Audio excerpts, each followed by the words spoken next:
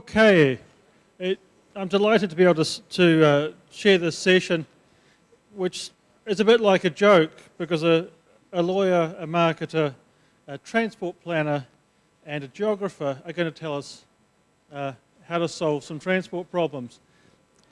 This is indicative of the true interdisciplinarity of this conference and this work. And we're going to lead off with a lawyer, and Barry's work around EVs has really sent major ripples through government and policy in New Zealand. So please lead off Barry Barton from the University of Waikato.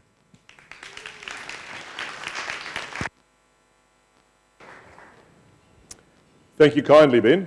How's the sound? Yeah, all right. Tell me if I start mumbling. You carry right on where my father left off. So, yeah, I'm part of the Energy Cultures team, and I'm from the University of Waikato. So not this one, but the one with the wonderful scenery. But there with a nicely sited coal-fired power station in view, Huntly, and power lines, and State Highway 1 coming around Taupiri, the maunga, the sacred mountain of Tainui. So it tells a little bit of a story. Electric vehicles, everyone loves them. You might recognize the driver of this Tesla. You will notice the nervous look on the faces of the owners in the back seat, Dee West and Steve West, but they allowed me to drive it up over the hill to Tauranga, and it was pretty neat, actually. So everyone's kind of enthusiastic about them. I'm asking some questions about them in relation to the where do they sit in policy terms, and what about the research issues that go with.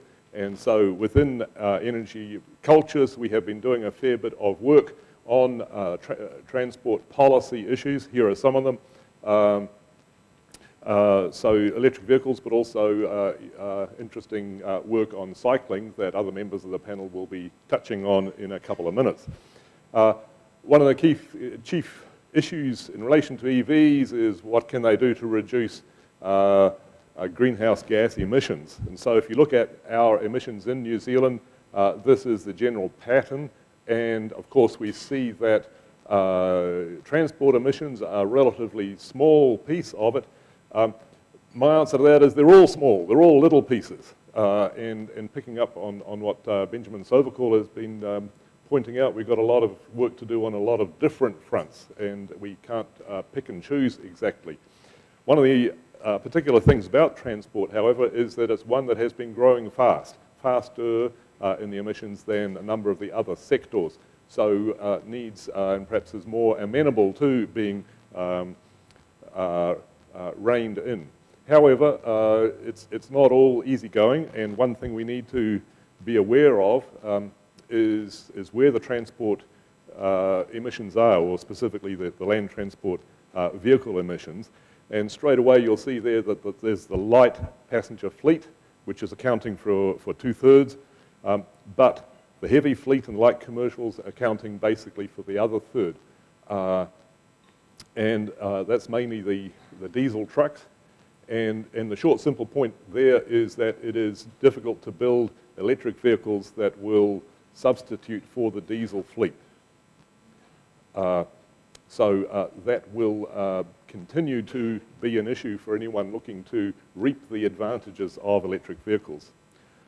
What are the advantages? We can enumerate them indeed. Lower greenhouse gas emissions. Yeah, it's a good number plate, isn't it? Secondly, less air pollution and less noise.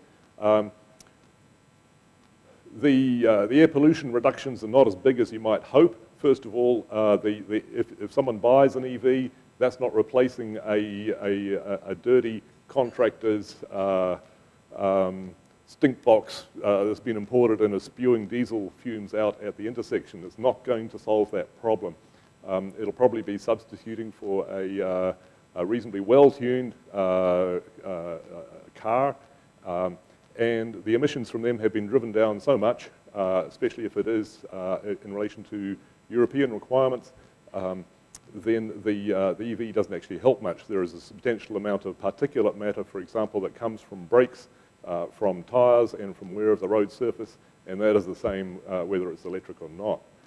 And there's a sub-theme here, really, electric vehicles are vehicles.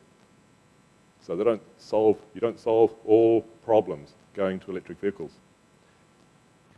And then thirdly, however, the advantages of the EVs, moving to electricity means that you're using less petrol and diesel, less petroleum.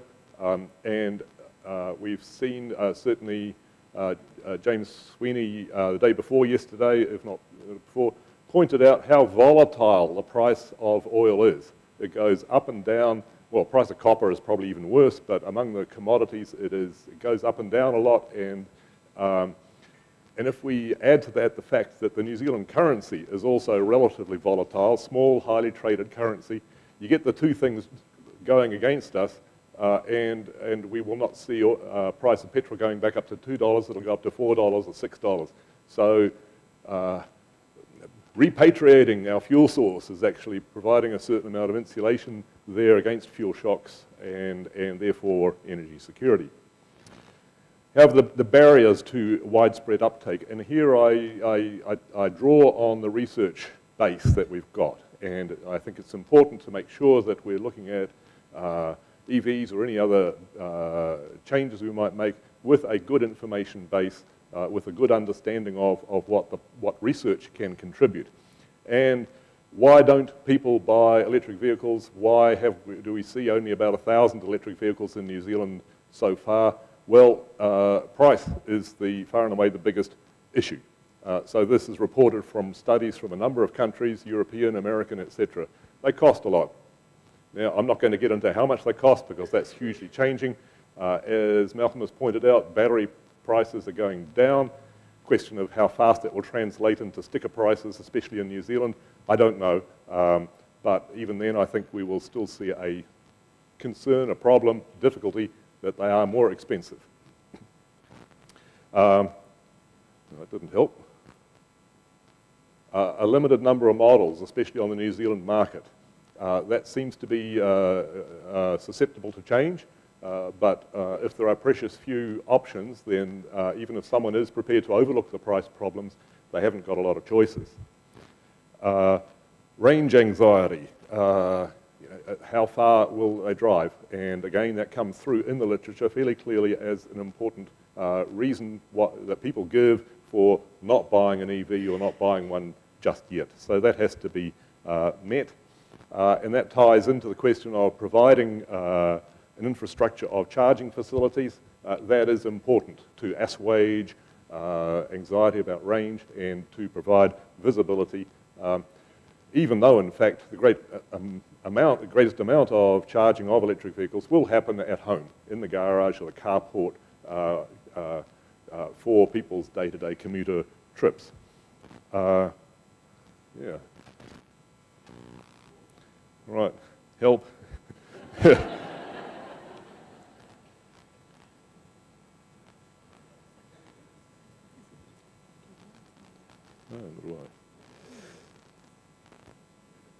It's probably gone off. It was one of these buttons probably that I pressed by mistake. So has it just blanked out?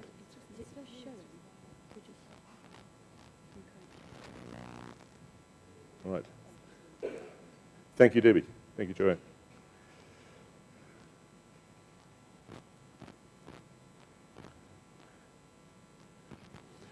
The last point I'd make that's a disincentive to buying electric vehicles is that they have certain advantages, the ones we talked about, lower greenhouse gas emissions, less pollution and so forth. But in fact, if those are not recognised in relation to the internal combustion vehicles, the ordinary vehicles, then EVs don't stand out. So it's sort of a negative disadvantage. Yeah, that can't be right.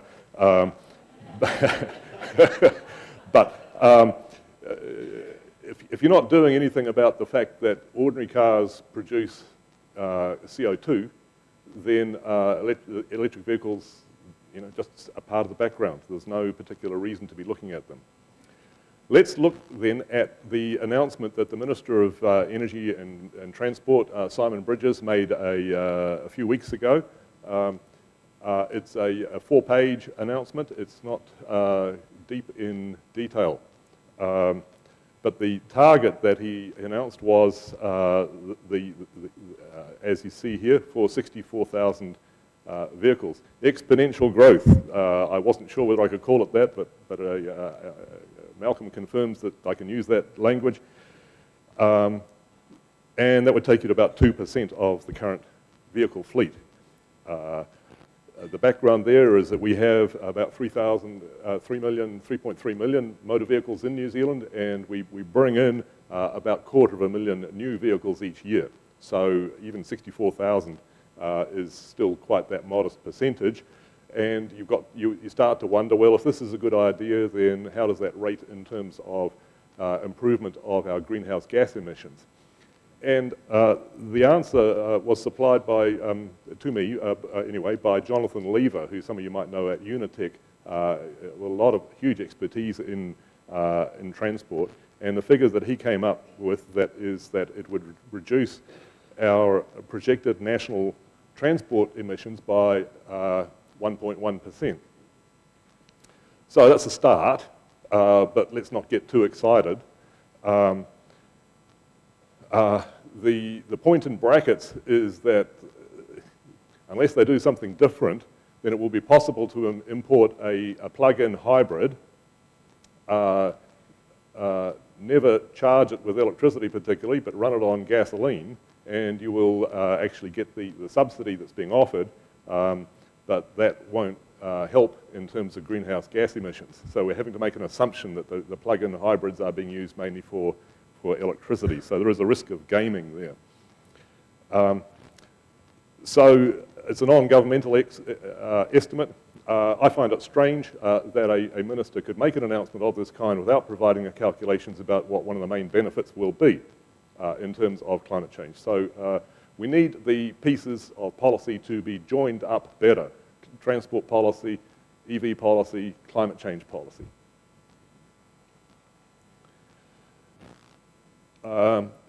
As well as the target, the minister announced a series of policy measures, and this is the fiddly slide, so we just have to grind through it. Bear with me, and I will provide my sort of commentary with them. The first thing is to extend the road user charge exemption until they make up 2% of the fleet, or maybe 2021. The press release and the 4-pager don't actually correspond, so we will find out. The road user charges is what you pay if you have a diesel vehicle, and it is your contribution to the maintenance and construction of the road system. Now, electric vehicle users use the road system. So if they're being let off this, then I think we have to say that that's a price incentive that has got nothing to do with acknowledging a positive side of EVs, and civil servants in the room, close your eyes, mask your ears. We're going to have to call it a subsidy. We do hear people saying that we don't like subsidies and that we don't manipulate the tax system in New Zealand for social and environmental policy rules, but we do. Problems with that. The extension of road user charges to the heavy vehicle fleet, that may be useful in relation to discussions about the Wellington bus fleet, but we have one electric vehicle truck in New Zealand. One, count them. There's a lot of work to be done there if that is to happen at all. The bulk vehicle user program is likely to be effective, I think. Coordinating to support growth, I think that will be important, but in fact private sector is doing a lot of that on its own, the charge net people, for example. Information and promotion, this ties in with a lot of what we're doing in energy cultures. You've got to be getting the right necessary messages out to people if you actually intend to change their behaviour. Contestable fund has been announced. No one knows what it will be for. Obviously the Minister has some ideas, but the work on that has not yet begun. Allowing EVs into bus lanes is a common incentive overseas. The question is whether that will actually encourage people to think well of EVs and their drivers, or actually a bit of blowback, well, there's a real risk that they will think of EVs in a rather negative manner. And finally, tax work. Now, I am behind in terms of time, so I am going to have to bolt on. The points I have to make here is price does matter. We know that price and price support and subsidies do make a difference, but they have to be well designed. Well designed, the literature tells us, is something that has an immediate impact and is stable and predictable over time. The road user charges thing until 2021 is spread out its life of vehicle sort of thing, and it's terminating in 2021 anyway, so it actually fails to meet the criteria that the literature would imply. If a subsidy is a small subsidy, it won't be actually available to people who can't afford. You know, if it's going to provide 15% of the purchase price, then it's only going to be available for people who can afford the other 85%.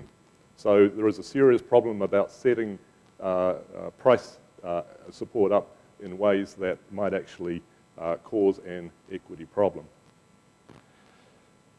So, you know, my conclusion is that the road user charges subsidy is not well structured if we're looking at what the international literature says about the matter.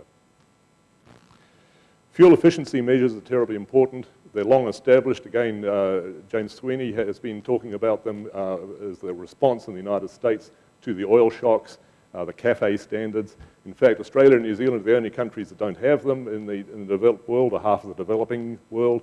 Even Saudi Arabia is putting in place fuel efficiency standards for their vehicle fleet. And they affect the composition of the whole vehicle fleet rather than just the EVs, but they do support the uptake of EVs. So we must remember the other 98% of the vehicle fleet, not just the 2% if we're thinking about EVs. EV policy is vehicle policy. So the figures that you see are quite dramatic in terms of the declines. I'm going to have to rush, otherwise my fellow presenters will growl me. So let me just flick through some of the boring stuff, especially that one. We've got to stick on this one though, because there's a very fine photograph of an energy researcher at a place not far from here. We do need policy measures that will tackle the price problem and promote fuel efficiency right through the fleet. And there is one measure that's possible, that's the fee-based system. I'm sure there are others, and I'm not wedded, I'm not an advocate for the fee-based system. I am an advocate for something that will address the price problem so we get more EVs, and but also that we will have fuel efficiency standards that will transform the quality of the vehicle fleet as a whole. So graphs, that can't be good. I'll have to slip through this. A good way to think of electric vehicle policy as part of vehicle policy, as part of transport policy, is avoid, shift, improve. That is,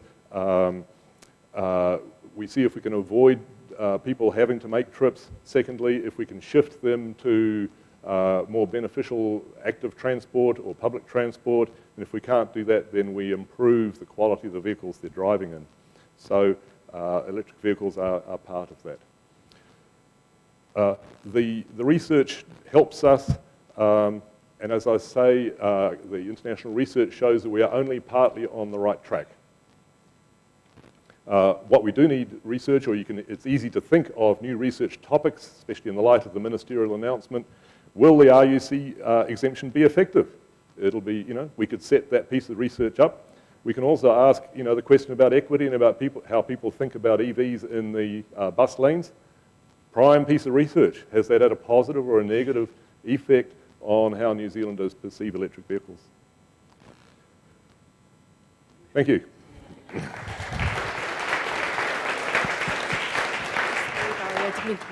Thank you, Barry. We'll take questions for all our panelists at the end again. And it's my pleasure to introduce John Williams, whose office is 3 doors along the road from mine in the department in Dunedin. And he's going to be talking about cycling in 2 South Island cities, which is another way to solve our transport problems. John. Thanks.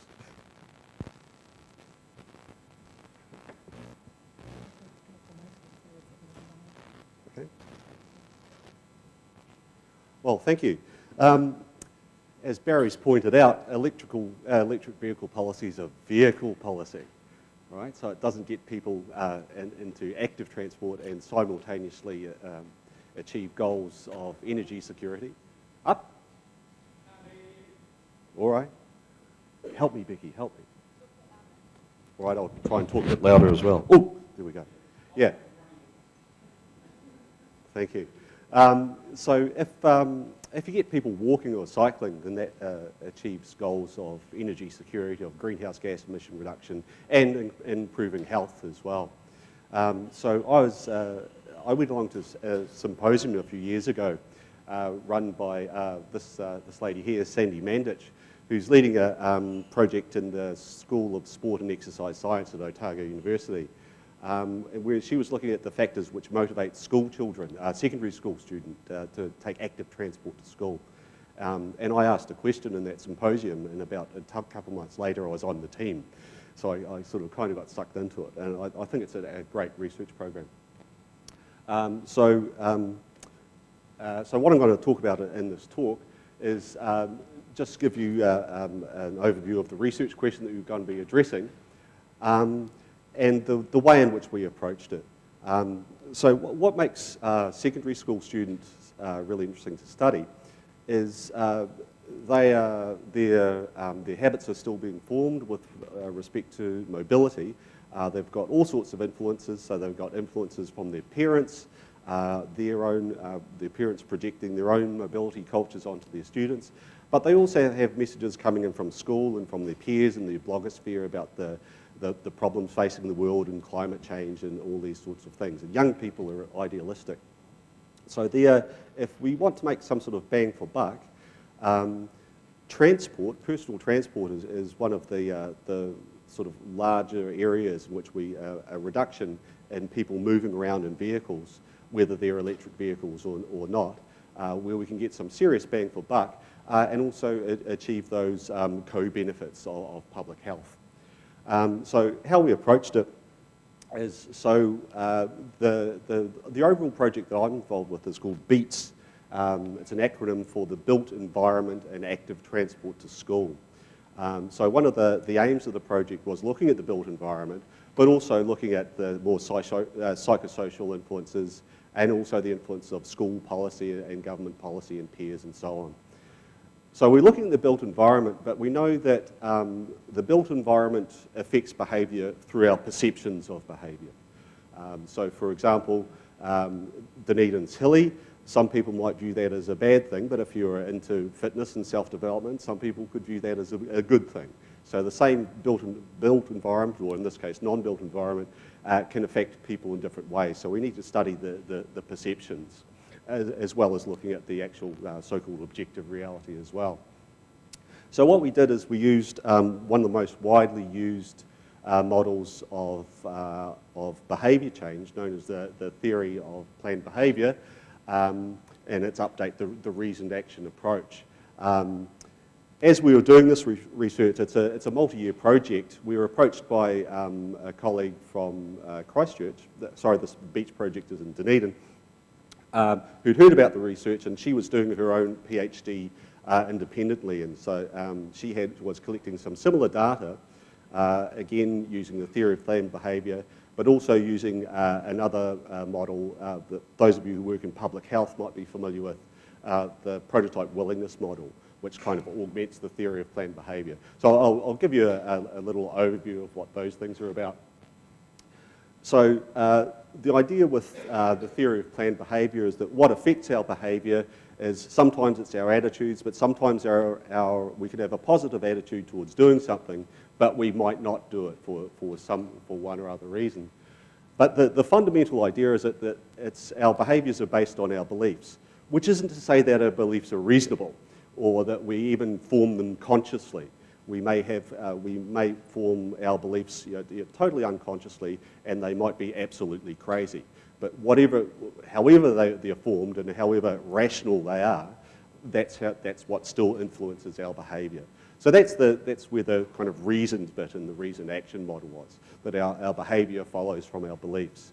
So if you want to understand why people behave the way they do and look at possibilities for changing why they behave the way they do, then examination of their beliefs and their evaluation of their beliefs is the most useful part.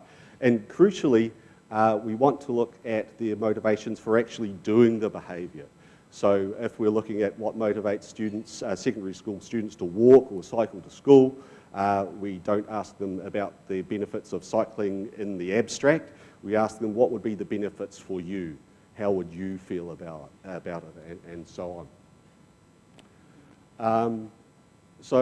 Just a little more detail about the reasoned action approach. So it's been developed over about 30 years in social psychology, but it's spread throughout social science, and it's the most widely used model for understanding and changing human behaviours.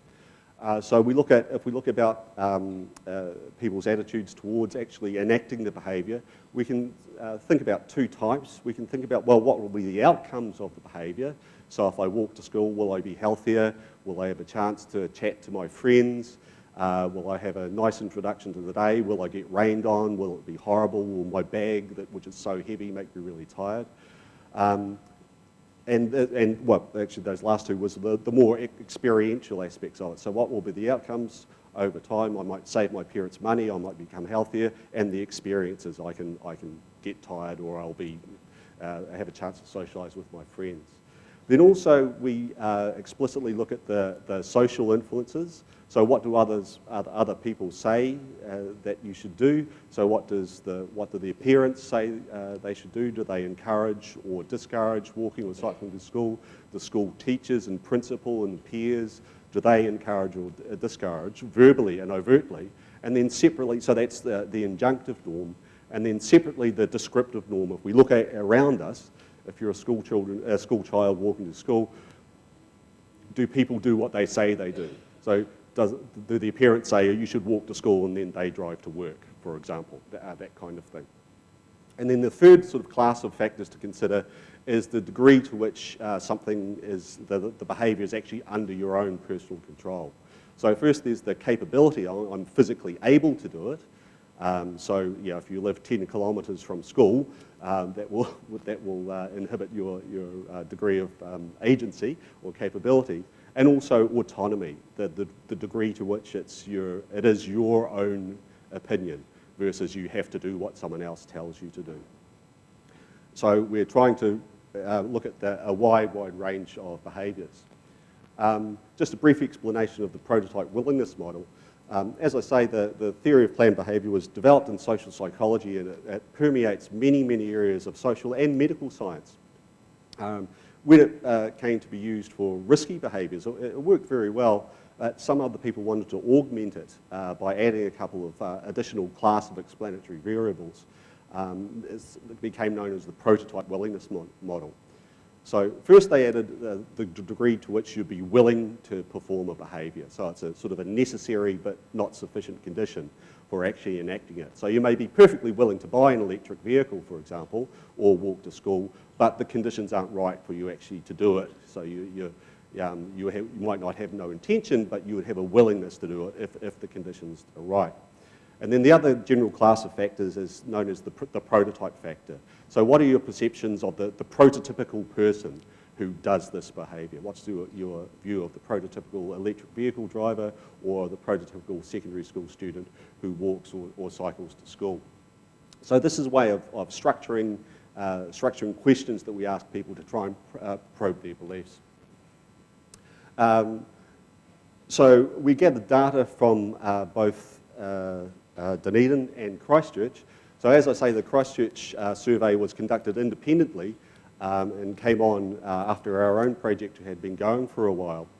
So what we tried to do is try and look at the questions which were common to both studies. The studies were conceived independently, so there's a slight difference in methods. So we got so in Dunedin we went into schools. Every secondary school in Dunedin participated in this research. So we went into schools and we got students to fill out a questionnaire online We also did some anthropometric measurements of them. And we actually watched them as they were filling out the survey. So a big problem with a lot of online surveys is they're from panels. People do them to do points, and they might sort of fill them out randomly. We actually saw what the students were doing, and we actually invalidated quite a few surveys because we could see the students were just clicking through it and weren't really thinking about it. So you can be pretty sure we've got very high data quality for that. In Christchurch, they used Gillian, the co-author of this paper, used a slightly different method. So some of them were online, but most of it was paper surveys done outside of school. And so what we wanted to do was to look at the behaviours of school children where it would be reasonable to expect that there was some actual behavioural control. So we restricted our analysis to people who lived less than 4 kilometres from school, which is an internationally recognised guideline. The prevalence of cycling to school, so this paper is just about cycling, and not about active transport in general. So very, very low in Dunedin, much higher in Christchurch, so 80% in Christchurch. So you might think, those of you who are familiar with those two cities might be thinking, well, Dunedin's hilly and cold and horrible, and Christchurch's flat and quite user-friendly. So I'm sure that has a lot to do with it, but we think there are other factors as well. So what we do is we compared the beliefs between those two cities. So I'm starting to run short of time, so I might kind of breeze through this. So this is the exact questions that we asked. So looking at did the children intend to go to school? So I want to, I intend to. So that's the willingness bit and intention. I'm capable, I'm confident, and I believe that I have the ability, and also I've got complete control. Then we asked about, do their friends go? Do their friends encourage them? And do they do it themselves? Do their parents encourage them? Do their parents use cycle, not necessarily to school, but for recreation perhaps? And then a whole bunch of questions about attitude. It's interesting, it's pleasant, stimulating, good, healthy, and useful. So capturing both the experiential and the outcome aspects of attitude. So just quickly, the sample profile. So similar ages, and this is the different modes to school. So you can see there's the cycling prevalence there.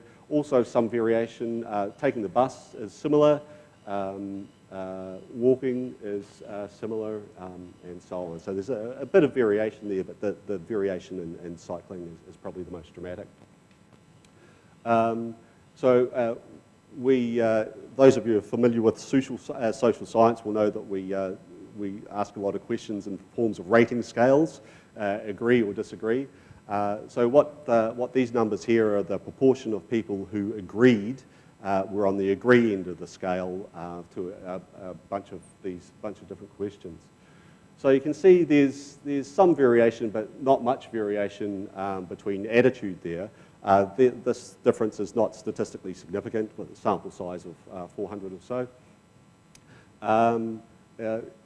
But the subjective norms and the perceived behavioural control, there is quite dramatic differences there, and very dramatic differences in intention. So you can see that the intention is higher for both cities. So the intention is the proportion of students who would want or intend to cycle to school is higher than the actual self-reported behaviour for both cities. So there's some, amongst at least some of the students, there's recognition that it's a good thing and that they should probably be doing it, even if they're not doing it themselves.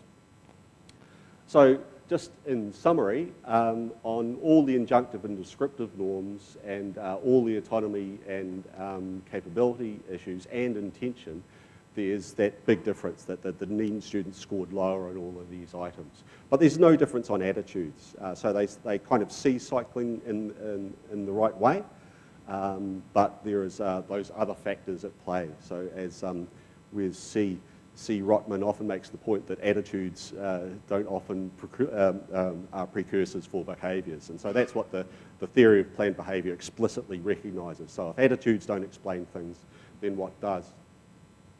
So, but it gives us, these results gives us some clues for policy interventions. So, for example, we should be not adopting an information gap type of approach. we should not necessarily to promote to students that cycling is a good thing to do. We want to, or a useful thing to do, would be to try to convince them that they're capable of doing it, or that it's their own decision, or all those other sort of factors. So more of a socially based approach rather than here's some information which will convince you that it's a good thing. So as usual, all these types of studies have limitations. There's a standard set of limitations for self-report behaviours and cross-sectional studies, of course. But at least it gives us some preliminary evidence, which can be followed up with further study, about pathways in which we can design interventions to induce some sort of behaviour change. And in particular in the BEAT study, we do have a lot of information. We separately interviewed parents and school principals and school teachers. And so we have all those other sort of social influence as well that we can look at. Unfortunately, we can't compare that between the two cities. That's all I want to say. Thank you very much. And on to the next presenter. Thank you. Our final presentation for this session is Debbie Hopkins, and Debbie is one of the core members of our team, and we've currently lent her to Oxford for, well, she's employed by them, but she always belongs as a part of our team, so we're delighted to have her back ever so briefly to talk about the white man van, the white van man in the New Zealand context. Brilliant, thank you, Ben. Can everybody hear me okay? I have a loud voice as well, I think. Today I'm going to be talking to you about some work that myself and my colleague Alaric McCarthy did in New Zealand just before I left to go back to the UK. And it's interesting to follow on from a presentation about automation because my project in the UK is about automated freight. But today I'm going to be talking specifically about the work that we did in New Zealand with freight drivers and freight companies. And so I find freight to be a very interesting topic, but a very underrepresented topic when we're talking about the social sciences. So we tend to leave freight to be a topic for a lot of logistics and quite a technical perspective, yet the person is very centered in freight. So whether we're talking about home delivery and the increase in home delivery with online shopping, or whether we're just thinking about popping to the shops, it's freight that's integral to that process. It's integral to how we produce and consume goods. So it's very connected to other ideas of sustainability and consumption. It's also very interesting because we look across many different types of modes. So obviously there's not one type of freight. We can talk about international freight, we can talk about domestic freight, we can talk about local freight. And so internationally we look across quite a range of modes, airplanes, ships, and there's a range of associated embedded carbon impacts, and a range of other issues. Locally, we're talking about vans. We can talk about quite large vans and how they cope with the transport network and maybe contestations with other road users, but also down to motorbikes. And increasingly in the UK, I'm seeing bicycle couriers that are zipping around the urban area delivering to people. And then in terms of innovation, we have things like drone delivery, which is moving freight in a different direction, but also just traditional types of freight. So I've just been in Germany, and I was stunned with the amount of freight that is moved around on bicycles with these big boxes in front of them. And so we can talk about very traditional types of freight that are incredibly low carbon through to these more innovative processes and ways of delivering. So our work was conducted here in New Zealand. We did look at urban freight delivery, but it'd be remiss not to note that we are in the middle of the ocean. So a lot of what we produce and also consume requires quite high carbon, quite long processes to get here. We're very dependent on shipping and on air travel to get these goods to our shores or to move them out from New Zealand. And in New Zealand, we're very dependent domestically on road-based transport. So whether we think about it in terms of freight by ton or 10 kilometers, road transport is the predominant way that freight gets moved around the country. By 10 kilometers, we can see that shipping and rail become slightly more important, and that's quite sensible if we're talking about heavy, weighty goods, logging, and such like. But really, we're very reliant on our road network, and our road network is not that substantial. We don't have that many roads. So we're talking about trucks on roads that go through urban centres, go through small towns, that have to deal with many other types of road users as well. And in terms of our carbon emissions, so this is just CO2 as opposed to greenhouse gas emissions, but our carbon emissions are huge when we think about road-based transport. So road-based transport, we're seeing the emissions increasing, whereas other modes, they're staying relatively flat. And so because of this, we've heard calls for our freight transport, not only in New Zealand, but also overseas, to be decoupling from the most polluting transport modes. And we see that freight emissions have been growing faster than passenger emissions for some time, and the trend is expected to continue. However, we are still neglecting to actually look at our freight industry, both here and overseas, to consider what we can be doing to be reducing the carbon intensity of our freight industry. So here in New Zealand, the Royal Society published a report, and within that report, this diagram was produced, which talked about the opportunities for the freight industry, ways to be reducing the carbon intensity down to zero. Obviously, it's just, there's no times, and it's a little bit more illustrative. But at the end, you can see a few items. I'm not sure how well that's come out, but I will read them to you. So we can see more efficient vehicles. Well, for this item, it's quite interesting because the freight industry in New Zealand, I mean, it's quite different than the passenger industry or the passenger vehicles, where we hold on to those until they die. The freight industry actually demands a high turnover of vehicles. So the vehicles are relatively efficient, especially, so I'm talking here specifically about urban freight, so smaller freight vehicles, but they're still turned over relatively frequently. So the efficiency can be achieved without too much impact. We've got modal shift from road to freight and coastal shipping, and that's something I'm going to touch upon today. Infrastructure to improve logistics. This is a really popular topic. Not something I'm going to talk about, not my area of expertise, but something that work's going on in that area. And then biofuel, electric, and hydrogen fuels, which follows on from Barry's talk earlier. So these are the options that are considered for freight to remove or to reduce its emissions. And I question how realistic these options actually are for the freight industry. So we decided that we needed to actually speak to people that are involved in the freight industry, because this hasn't happened very much. So globally, we don't know much about what people that work in freight think about freight, what their everyday reality might be. So we went to 4 urban centres around New Zealand: Auckland, Tauranga, Wellington, and Dunedin. And we spoke to freight managers and freight drivers. We made a point of speaking to drivers because they have a very different experience to the managers. However, I should also note that the majority of freight managers we spoke to had previously been a freight driver, and that's the very context of the freight industry. So we spoke to a series of people. We did qualitative interviews and spoke to them about how they experience freight. But of course, we used the Energy Cultures framework for this piece of work. It's part of the Energy Cultures study. And we used the framework to design the questions. So we went in and used the framework as a way to talk about their behavior and the way that they were engaging with their everyday practices of freight delivery. Okay, so I'm going to be talking for the rest of my presentation about some of the key themes that arose from this work. So what it was that we found from the research participants.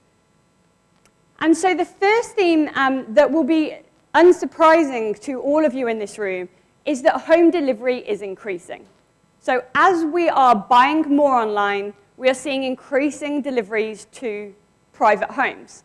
And this has a really big impact on the freight industry, which is designed for bulk drops to urban centres, so business-to-business deliveries. And that's how it's priced and that's how it's designed. And that's how it's continuing. However, the demand has shifted. So we're now seeing that freight drivers are having to enter into residential spaces. They're having to go to homes. And so this quote is from a regional manager. And so this manager says that if you go to the shop, the courier will deliver the product, and he might deliver 60 items in one box. But if you people are purchasing online, that's 60 movements. So the courier companies quite like online shopping. So from the managers, there is a perspective that online shopping is a good thing because they're going to get more money in because there's more drops, there's more business coming their way, and that's going to be a real growth for the industry in the long term. But when we think from a driver's perspective, it was quite different. So I should say that most freight drivers traditionally have been owner-operators. So they own their van, they own their own small business, and they are franchised to the freight company. So a lot of the decisions that they have to make and a lot of the financial burdens fall on the individual driver. So what is good for the business, the overarching business, might not be good for the driver and their small business that they're trying to operate. So Sebastian here says, I don't like those people, the online people, because they make your life hell. You go one here, one there. You make over 100 deliveries. It can take 3 hours to do in the afternoon. He spoke about the difficulty trying to juggle business-to-business deliveries to the home deliveries, about going to homes and you're not home because you're at work, but there's no process for getting that delivered. In terms of carbon, this was very interesting because they're repeatedly going to homes. Nobody's home. They leave a note. They go back to the depot. The product is left there. They contact the homeowner. They do another retry the next day. There's lots of journeys where nothing's getting delivered. And so this added lots of problems around financial, so they get paid for their deliveries, but they're spending a lot of time dropping one item when they would make a lot more money from a bulk delivery, but also how they felt about their general anger, their general disappointment or frustration with having this process, which added a lot when they started then talking about dealing with parking meters, dealing with people parked in their laybys in the urban spaces, that these all came together for frustration around how to do their job and how to do it best. And this is coupled with changing expectations.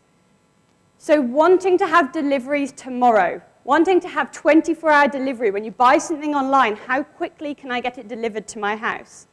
This has real implications for the freight drivers, where they are under increasing pressure to get things to people as soon as possible. So we're seeing a real change in what people want. So here we say, I think people's expectations have probably changed. People want things now. We're a very now society. And they saw this as being something that was going to increase into the future. When you see freight lorries or small vans parked in the city centre idling because they haven't turned them off, it's normally because they are running. They are running around carrying boxes to people that want them now. They want them yesterday. And it means that doing efficient practices, low carbon practices, can be quite tricky. We heard a little bit about rail earlier, and rail's a really interesting topic. My participants spoke about rail despite us not asking them specifically about rail as an option. There was a lot of love for rail. They wanted to use rail. They identified rail as being a greener option. We can reduce our carbon. We can be a more sustainable industry if we use rail. But this doesn't fit with what customers want. Customers want their deliveries now. We can't trust the rail.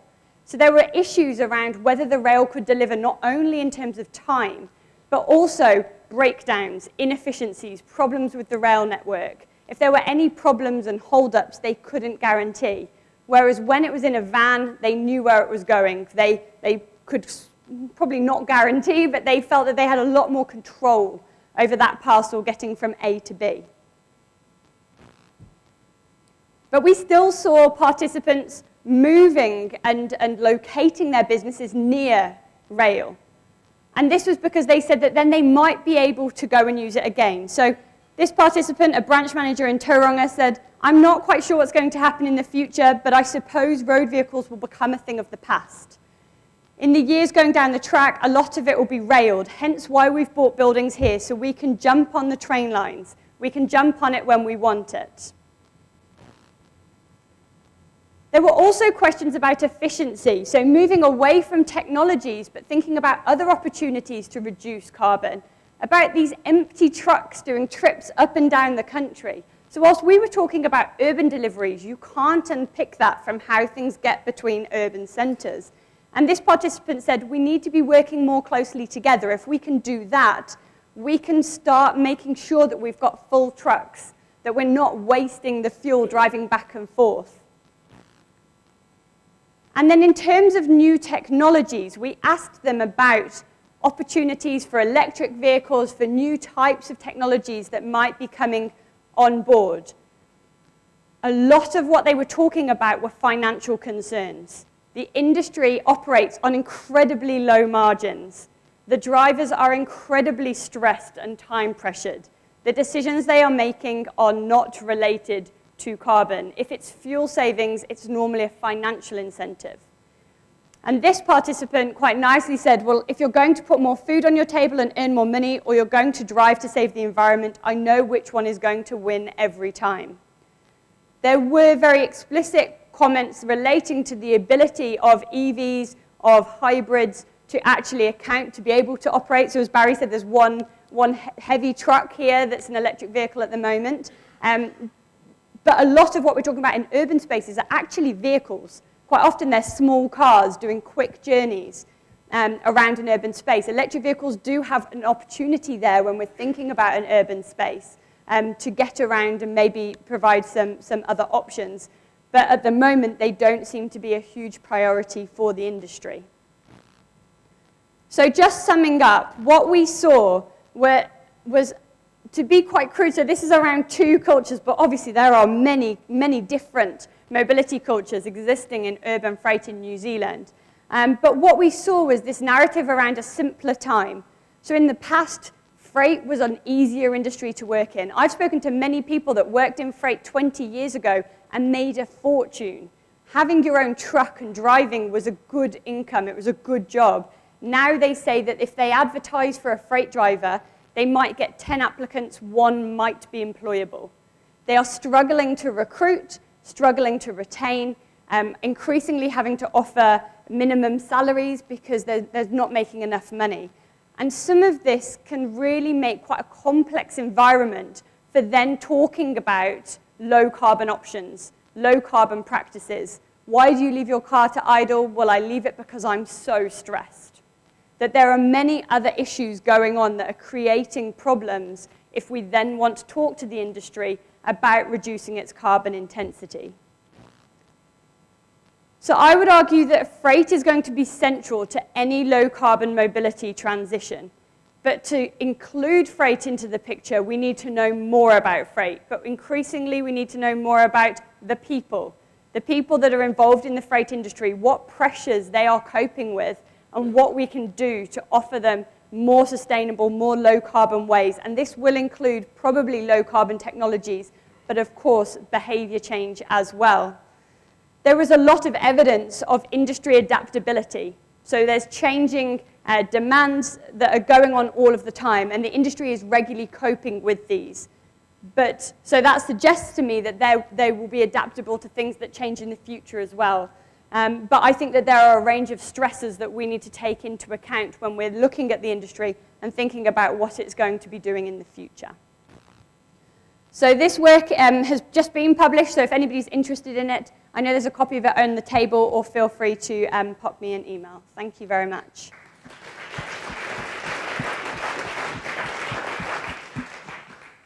Thank you, Debbie. And if the 4 presenters could come to the front now for the question and answer session before lunch. We have 20 minutes, so don't worry about being tight for time. Your question, your chance will come. And we have a very interesting mix here, an emerging technology with Barry, an old technology with John, a soon-to-be technology, and a situation where we need all the technology we can get to solve the problems. we had Mara. Thank you, Mara from the Research and Enterprise Office in Aotearoa. Debbie, my question is for you. So for those people that are from Europe, you're probably familiar with the supermarket chain called Aldi that has also gone to Australia, so the Australians know also about it. It's just a cheaper way of providing food and pretty much everything you can find in a supermarket. And one of their secrets is that their trucks are never empty. So they set up a way between the farmers and the different supermarkets where they pick up and deliver, and it's very tight. And it's so. Do you think something like that for whatever freight, pick one, would be a system or an approach like that possible in New Zealand? Goodness. So are you talking about getting the produce to the supermarket rather than to the consumer? Yeah. I mean, I think that there are a lot of efficiency gains that can be achieved in New Zealand. So I should say on the outset that I didn't speak to supermarkets. So I don't know too much specifically about supermarkets in New Zealand. However, I would suggest that those types of efficiency gains around having full vehicles. If you think about New Zealand geographically, the amount of goods that are going down south and then empty trucks going back up north, that's one of the key issues that they're dealing with in an industry. So I think those kinds of opportunities, I think a lot of that will only be gained by working together. And I don't know how, business-wise, how appropriate that's ever going to be, but I think those kinds of opportunities are going to be great in the future. I mean, in the case of self-driving vehicles, what they're thinking about freight is actually putting the self-driving in so that you can actually make the freight vehicles drive close together for a start and faster, which means that technically you can cover greater distance faster, and you only need, in the same time, and you only need one sort of lead driver, with all the sort of vehicles being like trailer vehicles if you're following the lead vehicle. And we think that this could reconfigure things, meaning that you could actually go and get stuff at the same cost further away. So you could increase your profit if you are a supermarket and things. So this could have implications for energy use and freight for a start, but also who gets the profit, so you won't get locally grown so much anymore.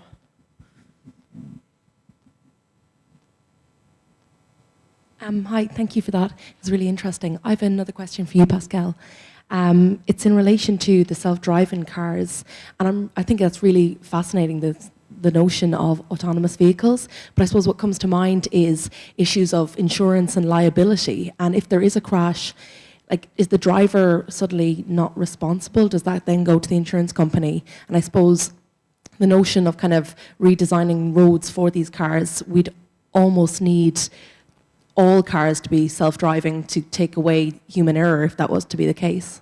Just wonder if you have any thoughts. That's actually a very interesting question. There has been something lately where there has been some work by a lawyer whose name I can't remember actually. It's just been published where he thinks that the companies will have more liability. But the thing is that if you have somebody in the car, it's very easy for a big company, and companies who own cars or self-driving vehicles have a lot of power and a lot of lobby power. And what they can argue is that even if you're sitting in a car as a passenger, you're human at the scene of the accident. You could have done something, so you could be responsible. And how much should you be responsible for? And then another interesting question is can you really design an algorithm, or should you design an algorithm that is going to choose, that famous trolley problem that keeps coming up in every single article on self-driving vehicles?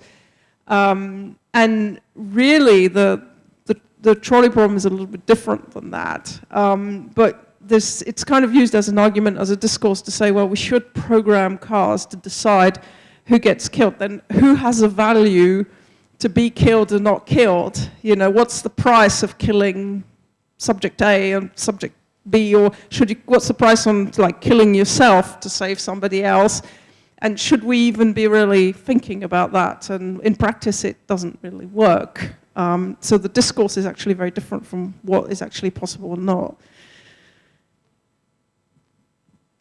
And also it raises questions around ownership models. So there's work in the UK that's been done around, so if for automated vehicles to achieve some of their efficiencies, we really need to couple them with different ways of owning vehicles, shared ownership, that sort of thing. And so then if they're shared, who then owns the vehicle? So if you're just using a vehicle or you're leasing the vehicle, if the ownership is retained with either a third party or the car manufacturer, will liability then sit with them? Or because if you're owning it yourself, will it be yours and therefore you're liable? I don't think it's just the ownership, though. I mean, there are people that are really taking this idea of if you're in the car physically, then whether you own it or not, you have a responsibility to be there or and take action if there's a problem. But the point is, if you're not driving, if you're being driven by the car, then your response time is higher than if you were driving. So there's not really much you can do. So there's a lot of money possibly that could be made in making people responsible for accidents. Hi, I'm Lance Allen. I have a question for John Williams. Is in your study, did anybody comment or did you take into account the perception of traffic risk? I certainly know in Auckland that's a major drawback for kids cycling, is the perception of the oversupply of homicidal aggressive motorists. Yeah, we did actually, and the research that I presented here, we didn't do that comparison because in Christchurch they just didn't collect the data. But in the Dunedin study, the BEAT study, certainly, the built environment and perceptions of safety was integral to our research project. Debbie is involved in this project as well. One of the things we did do actually is we got students to draw their route to school, from home to school, and mark out any areas where they felt unsafe and the reasons why they felt unsafe. So that's directly been taken into account. And in fact, Debbie could probably tell you more about that. I didn't do that work myself. It's a large team. Do you want to comment, Debbie? Yeah, sure. Just very quickly, so we have just written a paper about cycling safety and perceptions of cycling safety, but this is only in Dunedin. And around, so a lot of the students, despite us having all of this infrastructure that is increasingly put in, the way it's put, they don't want to ride even on a cycle lane, but on those busy one-way streets. So they're using the back streets, which are often covered in glass, around the student areas to get to and from school if they're on their bikes or just to play, which are then adding different types of safety concerns around driveways and glass and broken glass and issues for their bikes. So yeah, we've done quite a lot of consideration around, or we have considered the safety and perceived safety quite a lot, especially across the groups that John mentioned with the parents as well as the students. Ian Shearer. Yeah, I'm over here. Two questions. One for Barry quickly. Why did you address price and not costs, i.e. life cycle costs? Because clearly the servicing of electric vehicles is so much cheaper than the servicing of conventional ICEs. So that's one thing. And on the bicycle Dunedin Christchurch situation, did you factor in and it's probably replied with a previous question, the lengths of separated cycle paths? Is there any weighting given? Is there any in Dunedin, for instance? I don't know. So that element is in there. And the third bit of that is, is there any research based on the changes in technologies? I.e., when do we consider it appropriate for school children in a hilly city, Wellington, Dunedin, having electric assisted bikes? And where is that? I mean, I am now a cyclist again because I can cycle with an electric assisted bike. I had given up on that otherwise. So, but is anybody researching, would students in their lack of capability change their opinions or change their actual by having assistance? Yeah, the question one, price in terms of the upfront capital cost is important, the research shows, more important than total life cycle of the vehicle. People know that they should take into account the discounted cash flow and do all those calculations in their head, but they are more influenced by the upfront cost. Okay, so well-designed subsidies have to respond to that and provide immediate relief, as it were. Yeah, ones that provide a benefit over time are less effective. I just want to add to that as well. Like this is what business is made on. Yeah, we know that it's the upfront cost that, as humans, we're really terrible about feeling the costs in the future, the costs and benefits in the future. If you want to know about this, there's a Nobel laureate called Daniel Kahneman who developed a theory called prospect theory, which explains a lot of the psychological bases for this. So there's that sort of psychological thing there, and that we do consider the upfront costs. But there's also the kind of I don't know, the reality of the situation. You can only accrue the benefit if you've got enough money to purchase up front, right? So there's a kind of a social justice dimension to it as well. And in your question about the cycling study, no, we didn't ask about electric bikes at all. When we actually designed the study, it was a few years ago, and they weren't common. If we were designing it today, I'm sure we would.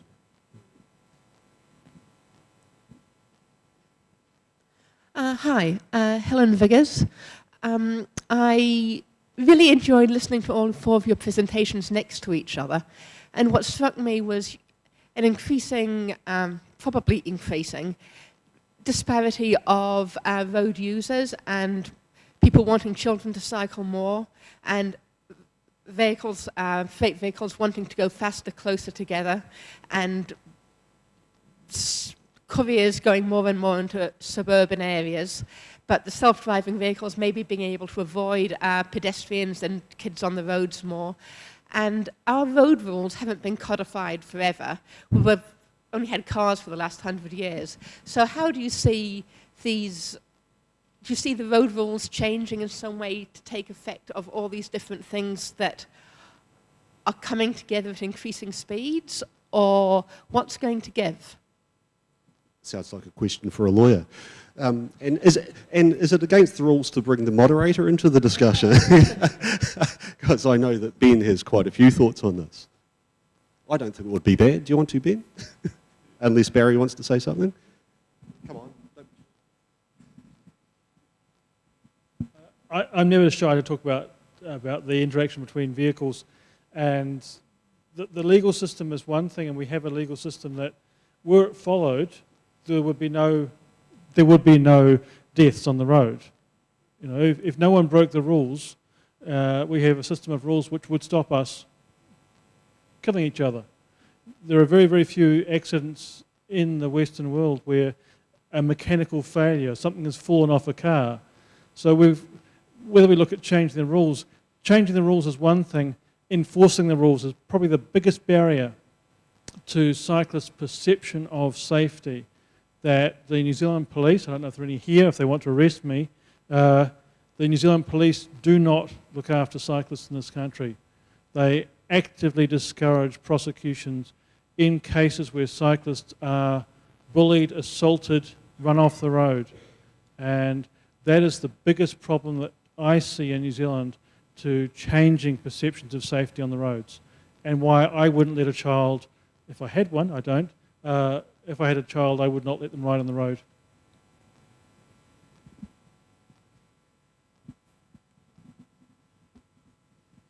For the safety thing with, or policy changes with self-driving vehicles, we think that in the case of Finland at least, weather is a condition or very big factor in whether we take them in or not, because if you have communication systems, you can use them to see what the road surface is like in winter. Is it icy or is it safe? And we get a lot of ice in winter, and it's good to know, so that we think that it could mean safer driving potentially, and that less people would die from slipping on the road.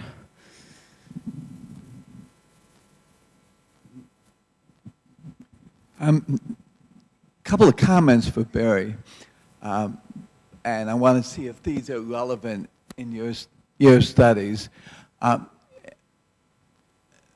In California, where we have Tesla as an electric vehicle has been a very rapidly growing in particular neighborhoods. And what seems to has happened, a couple of things, is that you get a couple of people buy Tesla in a given area, and then you look around, I think they breed overnight because these Teslas, because a few more appear in the same neighborhood. There's a lot of word of mouth because people find that the performance of a Tesla is actually better than most sports cars, and the cost of operating is small. So that's the first thing that happens, and whether you're seeing some of the phenomena of clustering as attitudes diffuse. And second, we started, at first, there was a lot of discussion about range anxiety. And I know a bunch of people who have electric vehicles. They don't seem to focus on that anymore.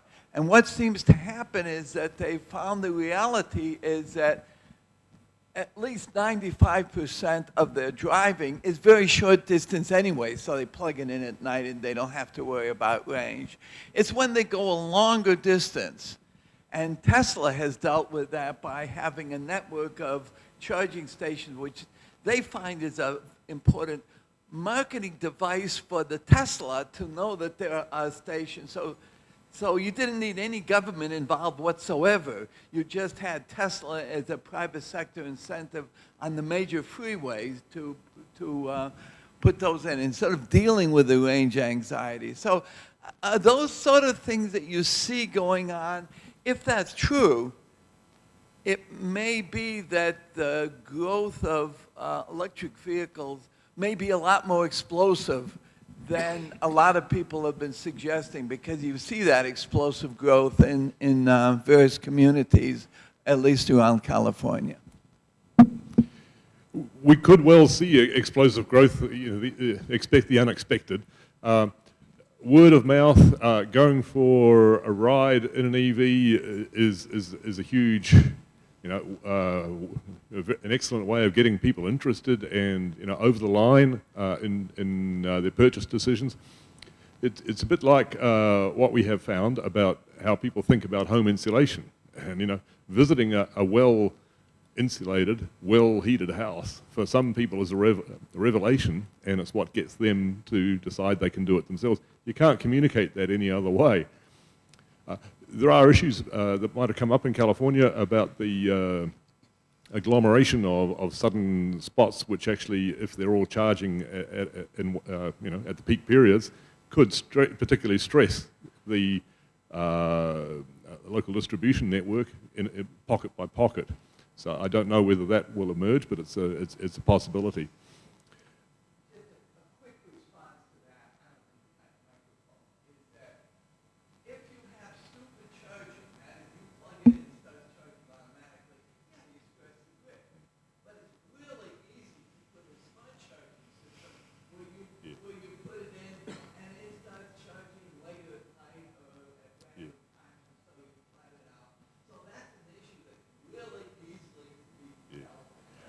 I agree. One form or another of smart charging is going to be where we go. I'm surprised that the power companies, both the lines companies and the retailers, haven't moved more actively. I think they're trying to figure out where their future is and how to make a buck out of it. But they are already, a couple of them are offering a tariff aimed at EV suppliers, but you think that they could get more vigorous with that. The demand for their product has plateaued out. I think they'd be looking for the opportunity there. As for the range anxiety, I quite agree with you that a network of charging stations is a form of marketing. That seems to be happening here. We have companies, some of the lines companies, but also separate companies like ChargeNet are rolling them out pretty darn fast, actually, and quite successfully. earlier this year, they did a leading the charge exercise with a cavalcade of EVs of different kinds from Cape Reinga to Bluff to show that it could be done. For some parts of the country, they had to scoot around to find the right place to do their charging, but a lot of that has taken care of itself. A lot of households that have more than one vehicle, one of them as an EV and the second one not an EV or that deferred may well be the answer. So I quite agree that the range anxiety questions will fade, but we do find from survey analysis and that sort of thing that it still weighs on the minds of potential purchasers. I was going to say about the clustering in Denmark, an anecdote that came when we were researching electrical vehicles is that electrical vehicles in Denmark have generally not taken off except for one brand, namely Tesla. And the reason for that is that when you buy a car in Denmark new, the sales tax on a car is 180%. So you get one car for the price of almost free. And so typically you need a bank loan of 7 years and you own your car for about 16 years. And most people buy what in Danish is known microbil, a small car, like Volkswagen Golf or something, because that's about pretty much all you can afford. Unless you're a business driver, maybe you'll get a Mercedes, which you can also have taxed so that you can also use it for some private use. But Teslas have been selling very well because electric cars have been selling tax-free. And of course, they have been labeled even in the press as the subsidized sports car, basically. So if you have a lot of money to buy a sports car, why buy a Lamborghini when you can get tax rebate to buy a Tesla, and you can even be green as an extra plus. So that's why they've been taking off. That's what has been argued. And with regards to the charging, the smart charging in the US, I worked on vehicle to grid quite a bit. And what's nice is that your software, you have an agreement with a utility company, you have a server, and you have software that actually looks at how much you're producing across your state, how much electricity is needed, how much is missing, or whether you have too much. So you can actually just plug in, you have two-way charger, so you can either charge if you need to top up your battery so that your car's ready to go for your next trip, or you can actually sell a little bit of your electricity and just to provide to the grid, so you're actually stabilizing out as well at the same time, and you're making a bit of money, so it's possible. Hi, I was just really interested in, Barry and others, what your comments are on the sort of happy alignment of EVs with the New Zealand government transport agencies' transport priorities and versus public transport, which doesn't seem to receive as much favour despite the relative benefits. Yeah, I can't speak for how NZTA is seeing those things aligned. There's at least one other person in the room who can speak to that. We do have to look at policy about electric vehicles as something we want to see aligned with policy on public transport, active transport, and the rest. The government puts a fair bit of money into public transport, incredibly so. So I don't think we can say it's been neglected. How the public transport in relation to bus lanes is going to interact with the electric vehicles, as I say, that's interesting, and someone looking for a master's thesis in the next couple of years, that's prime. And instead of just saying, well, people will like it, no, they won't, we can start to find out. A very good place to end this session. Lunch is ready. The sun is shining on the deck for those lucky enough to get a seat out there. Please sit, talk with someone you haven't met before, share the love and get to know somebody else, and I'm sure our presenters will be busy with people wanting to expand, continue. Please thank them one last time for this wonderful session.